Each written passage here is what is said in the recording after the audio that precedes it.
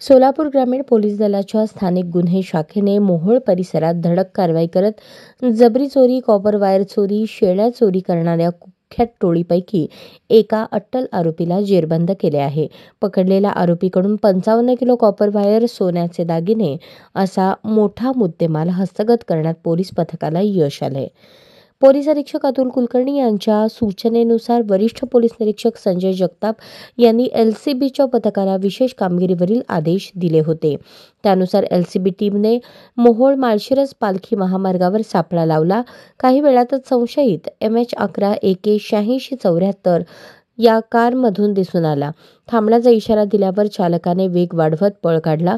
LCB पथकाने कारचा पाठलाग करत तोंडले गावाजवळ वाहनाला गाठले. कार थांबताच आरोपी पळण्याचा प्रयत्न करत होते, मात्र पथकाने तत्परतेने पाठलाग करून अमोल उर्फ विशाल शंकर पवार वय 21 याला ताब्यात घेतले. अटक आरोपी अमोल पवार हा सराईत गुन्हेगार असून चौकशीत त्याने अनेक गुन्ह्यांची कबुली दिली आहे. आरोपी अमोल पवारवर एकूण 11 गुन्ह्यांमध्ये पाहिजे असल्याचेही पोलिसात स्पष्ट झाले आहे.